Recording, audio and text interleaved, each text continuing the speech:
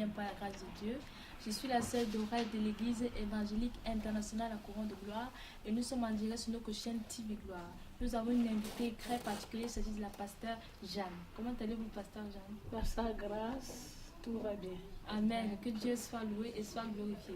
Alors nous sommes dans votre église qui s'appelle la CFN et je vous laisse le temps de vous présenter, vous et votre assemblée pour nos spectateurs qui ne vous connaissent pas.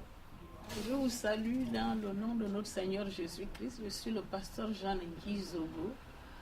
J'ai la mission de diriger l'église du Seigneur qui a pour titre la colonne de la famille et des nations. Je suis pasteur principal de cette assemblée. Après 3 ans de formation aux États-Unis et 3 ans d'expérience auprès d'un homme de Dieu, le Seigneur m'a demandé de commencer l'œuvre et j'ai commencé. Et nous sommes basés au 6 rue de Ris, 91 170 Viry-Châtillon, là où est basée la CFN, la colonne de la famille des nations. Nous avons pour vision d'aller chercher les âmes, de les former et de les envoyer. Nous sommes un ministère évangélique missionnaire. Amen. Je suis mariée, j'ai 4 enfants et j'ai 8 petits-enfants. Amen. Que Dieu soit loué. Amen. En un mot, que direz-vous au sujet de la vision que Dieu vous a donnée pour l'assemblée? Dieu m'a donné une vision qui regroupe beaucoup de choses à l'intérieur. Le Seigneur m'a appelé pour le salut des âmes. Donc, quand il m'a appelé, j'étais encore étudiant et au fur des années, ça se développait et il allait vraiment en profondeur de cette vision. Donc le salut des âmes, notre vision à la CFN est basée sur Ésaïe 42 à partir du verset 5. Où le Seigneur a dit, je t'ai appelé pour le salut des âmes. Et ensuite, à l'intérieur de cette vision, nous avons une école biblique qui forme les gens, puisque nous devons aller les chercher, les former pour qu'ils soient enracinés dans le Seigneur et que leur vie soit une vie de réussite, parce que nous avons un grand ennemi, le diable. Si on n'a pas la connaissance de la parole de Dieu, le diable nous traînera partout et nous fera avaler tout. Donc c'est pour cela qu'il nous a fait la grâce d'avoir une école biblique. Et à l'intérieur, nous avons les femmes sages et d'impact. C'est-à-dire, ça se trouve, Dieu nous a appelés par rapport à ce ministère, dans Psaume 68, versets 12 à 13, que les femmes dans l'église sont des messagères de bonnes nouvelles et sont une grande armée. Donc au sein de la CFN, nous avons les messagères de bonnes nouvelles qui font des conférences et des séminaires. L'année passée, ils ont fait le séminaire au mois de novembre. Et c'était vraiment un grand séminaire, les gens ont été bénis. Et au sein même de la CFN aussi, nous avons une œuvre humanitaire qui s'occupe des veuves et des orphelins. Donc en ce moment, nous avons des petits-enfants dans des petites écoles que nous encadrons en Afrique. Donc nous avons des enfants que nous encadrons au Gabon. Nous avons commencé au Gabon. Ce n'est pas parce que je suis gabonais, c'est parce que Dieu nous a orientés. Avant, on supportait les enfants de Haïti, mais comme il y a eu le cyclone et on n'avait plus les nouvelles de cette personne, c'est pour cela que nous avons commencé au Gabon. Nous sommes déjà en Guinée équatoriale. Nous avons des enfants au Sénégal, au nord du Sénégal, et nous avons des enfants au Congo. Mais nous demandons vraiment la grâce de Dieu pour nous aider, pour nourrir tous ces enfants, parce que nous répondons à l'appel du Seigneur dans Matthieu 25, là où le Seigneur dit, j'ai eu faim, vous m'avez donné à manger, j'étais nu, vous m'avez habillé. Et les gens lui ont demandé, quand est-ce que vous avez eu faim, nous ne t'avons pas habillé et vous que nous t'avons donné à manger. Il a dit, quand vous faites ça à l'un de ces petits, c'est à moi que vous le faites. Donc c'est sur cet appel que nous occupons des veuves et des orphelins. Ensuite, dans cette même organisation humanitaire, nous organisons les pèlerinages en Terre Sainte. Donc en Terre Sainte, chaque année, nous partons pour les gens qui veulent découvrir là où notre Seigneur a été crucifié, là où il nous a sauvés, là où il nous a délivrés. on organise et puis on va en groupe, on fait des conférences, après on visite. Partout, le Seigneur a fait des miracles. On va là où d'abord, là où il est né. Ensuite, on va là où il est mort, à sa tombe, là, le seul tombeau qui est ouvert au monde. Nous faisons la vieille ville et nous voyons vraiment le tombeau de David, là où la salle où le Saint-Esprit est arrivé pour la première fois. Et nous partons aussi prier au mur de lamentation.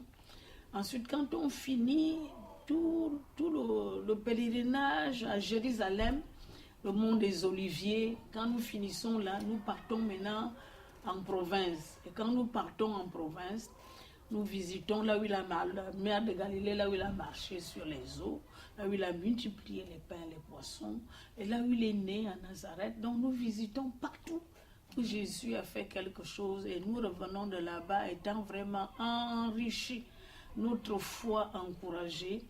Et des fois, les gens ont des miracles. Quand nous sortons de là-bas, on a déjà enregistré plusieurs miracles. Amen. Les gens disent partout que qu'est-ce que les gens vont encore chercher en Israël?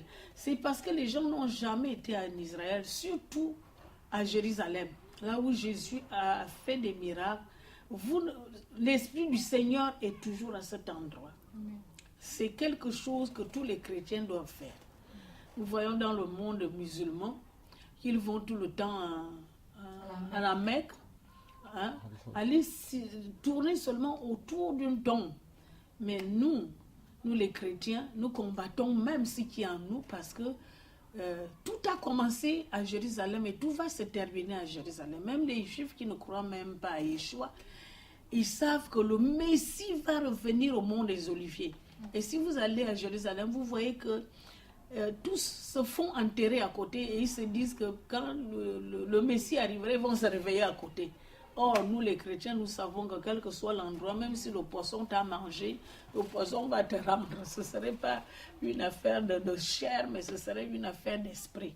Donc, Jérusalem est le lieu où tous les chrétiens doivent faire le pèlerinage pour vraiment enrichir sa foi. Et la Bible devient tellement réelle et elle devient parlante. Parce que tout ce que tu visites, ça reste dans ton cœur. Et quand tu te mets sur la chair pour prêcher ou pour évangéliser, tu sais de quoi tu parles. Parce que tu as vu l'endroit. Amen. Amen. Amen. Donc c'est à peu près l'œuvre que nous faisons ici, que le Seigneur a mis dans nos mains. Amen. Nous avons l'église, la colonne de la famille des nations. Nous avons l'école biblique, visitation CFN. Nous avons les messagers de bonnes nouvelles, les femmes sages et d'impact. Et nous avons les pèlerinages qui sont Goshen Impact pour les nations. Amen. Ça, c'est ce que le Seigneur nous a donné. Amen. Et dans Justement, vous parlez de femmes et tout. On va venir sur le sujet qui fasse justement. On dit de nos jours que la femme n'a pas le droit de prêcher. Que répondez-vous à cela?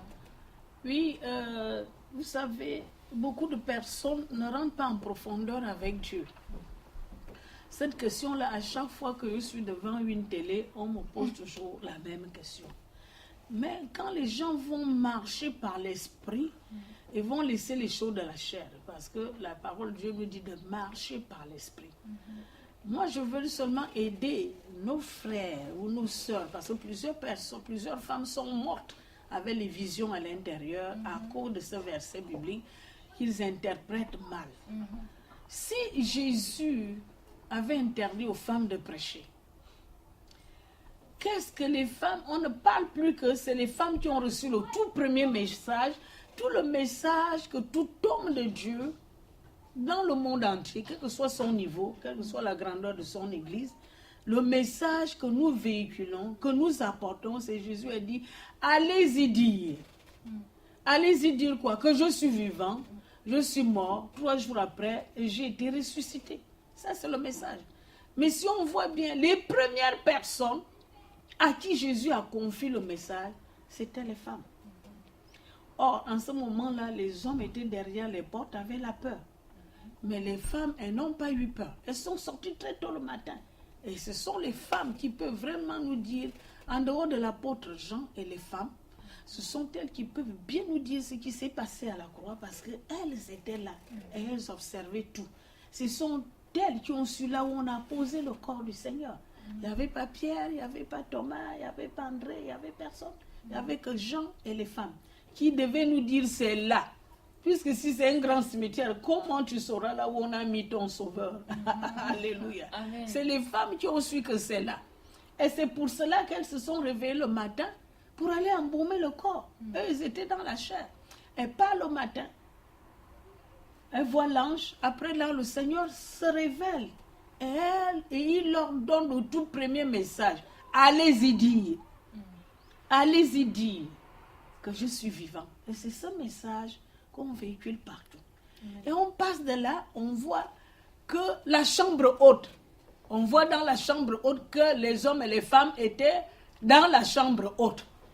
Et Jésus a dit que vous recevrez une puissance, le Saint-Esprit survenant sur vous, et vous serez mes témoins à Jérusalem, en Judée, en Samarie, jusqu'aux extrémités de la terre. Parce que le Saint-Esprit n'est pas venu habiter en nous pour préparer la soupe à la maison, ou le poulet fumé, ou le poulet rôti. Le Saint-Esprit est venu avec une mission. Nous devons aller jusqu'aux extrémités de la terre. Et les femmes étaient là. Les femmes n'ont pas reçu un petit Saint-Esprit et les hommes un grand Saint-Esprit. Nous avons reçu tous l'Esprit de Dieu qui nous permet, quand nous sommes à la chair, ce n'est pas le corps qui prêche, c'est le Saint-Esprit qui parle. Et le Saint-Esprit, l'apôtre Paul, le même apôtre Paul a dit, il n'y a plus ni grec, il n'y a plus ni juif, ni grec, ni païen, il n'y a plus ni esclave, ni libre. Nous sommes tous, en Jésus-Christ, le verset dit, nous sommes tous des esprits qui doivent propager la bonne nouvelle jusqu'aux extrémités de la terre. Amen. Donc si on rentre dans ce sujet, je risque de vraiment monopoliser la parole pendant 1 heure de temps parce que c'est un sujet qui me passionne. J'ai été combattue dans l'église à cause de ce sujet. Amen. Donc ma soeur, toi qui, si ce que tu as reçu en appel de Dieu ne te limite pas au fait que nos frères disent que les femmes ne doivent pas prêcher, le Saint-Esprit se manifeste à qui veut se manifester. Amen. Donc s'il a reçu, si c'est que tu as reçu la vision que tu as appelée avec pasteur ou à évangéliser, parce que la Bible nous dit allez, faites des nations des disciples. Il n'a pas dit allez, hommes, faites nations des disciples. Jésus nous parle à tous, hommes, femmes, donc ne te limite pas sur ce que l'homme dit, mais fais plutôt la volonté de Dieu. Alors, on sait bien que pour faire quelque chose, il faut être passionné de la chose. Oui. Qu'est-ce qui vous passionne à l'idée de servir Dieu? Ce qui me passionne, c'est l'amour que j'ai pour le Seigneur. Je suis tombée vraiment amoureuse du Seigneur. Ce qui fait que j'ai tout abandonné pour le Seigneur. Pour votre information, je suis ingénieure en informatique. Et je travaillais au Gabon. Pour ceux qui ont connu le Gabon avant, il y avait des moyens, il y avait l'argent.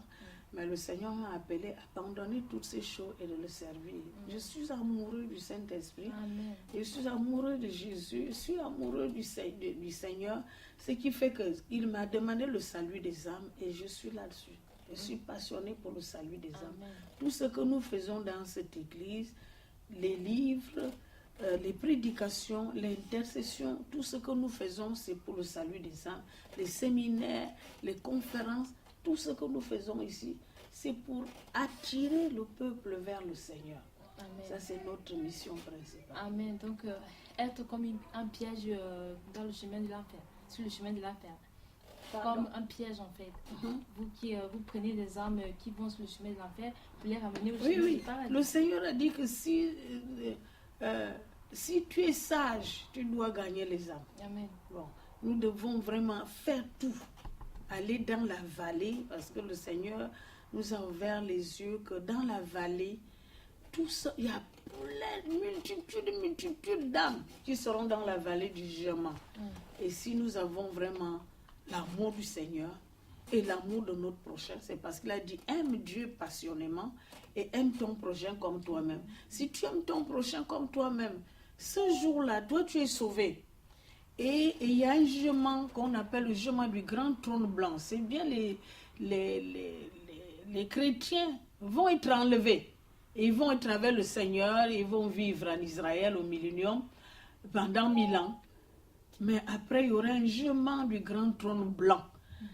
Mais c'est ce jugement du grand trône blanc, ma soeur, on serait assise comme on est assis là avec le Seigneur, et tu verras tes parents passer en jugement.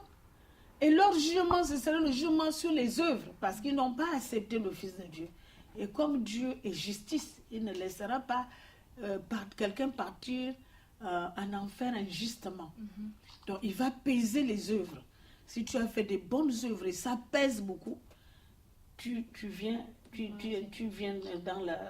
iras au paradis. Mais si le mauvais côté pèse, tu iras désolé en enfer. Dieu n'a pas créé l'homme pour l'enfer.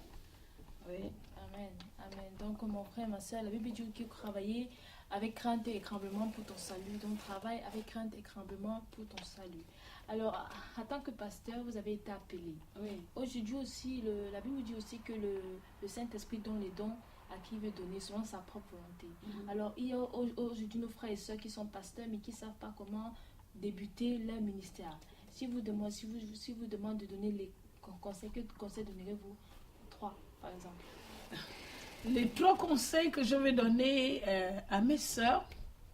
Le tout premier conseil, que si vous avez vraiment l'appel de Dieu, il faut cultiver cela dans les prières. Parce que si c'est le Seigneur qui vous dit de commencer, restez constamment en prière. En prière. Méditez beaucoup la parole de Dieu, parce que Dieu, par la parole, Dieu va vous donner la révélation de commencer. Donc, prière, méditation et les jeûnes. Donc, c'est toutes ces choses qui vont ouvrir les portes. Ce ne serait pas des hommes, ce ne serait pas vous-même, mais c'est le Seigneur qui vous aiderait. Ce serait d'abord le Seigneur, plus votre père spirituel ou mère spirituelle. Parce qu'il faut que vous ayez un parapluie, quelqu'un à qui on sait que c'est par cette personne que tu es sorti. Se lever seul, c'est très dangereux de se lever seul. Amen. Donc, ma soeur, mon frère aussi, donc si ce que tu as appelé par Dieu pour le servir et monter sur la barre pour prêcher, passe plus de temps dans sa présence et il te révélera le plan que tu dois suivre pour faire les choses bien. Amen. Alors, on arrive à thème de notre émission. Quelle exhortation donnerez-vous à la société chrétienne d'aller marcher dans la foi? D'une manière générale? Oui, d'une manière générale. D'une manière générale, tout chrétien qui veut vraiment servir le Seigneur a besoin de beaucoup de prière. Parce que sans la prière, nous ne pouvons rien faire pour le Seigneur. Passer beaucoup de temps dans les prières, dans les jeûnes, dans les méditations de la parole de Dieu. Et votre vie sera complètement changée. Parce que Dieu ne nous parle pas dans les journaux. Dieu ne nous parle pas ailleurs. Dieu nous parle dans sa parole. Maintenant, si nous ne suivons pas la parole, il serait difficile d'avoir la main de Dieu dans notre vie. Nous aurons tellement de combats. Il y a déjà même des combats pour ceux qui prient. Mais le grand souci, c'est qu'il y a une différence entre ceux qui sont tout le temps en présence de Dieu et qui ont la crainte de Dieu, et ceux qui ont la crainte de Dieu sans prière. Donc la prière, la crainte de Dieu, la méditation de la parole de Dieu, l'obéissance aux autorités que Dieu a placées au-dessus de vous. Parce que Dieu n'est pas un Dieu de désordre. C'est important. Donc, mon frère, ma soeur, passe du temps vraiment dans la prière. Et je veux remercier Pasteur Jeanne d'avoir répondu à nos questions. Moi, merci beaucoup. Et j'espère qu'à toi, la vidéo t'a plu. Si ça t'a plu, n'hésite pas à partager. Et c'est un moyen d'évangéliser ton frère et ta soeur. Peut-être la vidéo pourra édifier ton frère ou ta soeur. Alors, pour le numéro de la soeur Julienne, justement, c'est le 07 67 45 20 85. 07 67 45 20 85. Si tu veux te procurer les livres de L'évêque Mills. Donc, voilà. Soyez bénis, beaucoup, soyez énormément bénis. Oui, je vais donner aussi mon numéro pour ceux qui veulent aller en Israël en Terre Sainte. Si vous voulez aller en Terre Sainte, je suis le pasteur Jean, je réponds au 07 81 10 98 79. Je répète, 07 81 10 98 79. Vous pouvez m'appeler parce que le voyage c'est du 6 au 16 juillet. Du 6 au 16 juillet, vous pouvez encore vous inscrire et ça nous fera plaisir de passer des bons moments en Terre Sainte ensemble. Amen. Et je profite aussi pour cette occasion pour présenter le livre de la prophétesse Sarah Sylvie Django, Le visite de l'enfer et du paradis. Vous les procurer à la librairie 7 ici ou à l'église évangélique Couronne de Gloire ou encore à la CFN. Donc la visite de l'enfer et du paradis, eh bien c'est en fait son vécu. C'est une femme qui était ravie en esprit et que Dieu a utilisé pour lui montrer l'enfer et le paradis afin qu'elle ait annoncer au peuple qu'il faut se repentir tout le temps parce que demain ne nous appartient pas comme la sœur Gillienne a dit. Demain ne nous appartient pas justement, donc il faut tout le temps se repentir. Et ce livre aussi vous dit exactement c'est ce que les souffrances qu'endurent justement les personnes qui sont en enfer et la paix que vivent en ce moment les gens qui sont au paradis. Et nous avons aussi les 7 conditions pour bâtir sa demeure céleste. Toi qui ne sais pas comment bâtir ta demeure céleste, tu peux trouver toutes les réponses dans ce livre. Et l'enlèvement pour l'église, c'est comment se préparer pour être enlevé quand le Seigneur Jésus-Christ viendra pour chercher son épouse. Et j'ai fini avec la marche par le Saint-Esprit. Si tu veux approfondir ta relation avec le Saint-Esprit, voilà, ce livre peut t'aider à accentuer ta relation avec le Saint-Esprit. Voilà. Nous sommes arrivés au thème de notre émission. Soyez bénis abondamment. Shalom.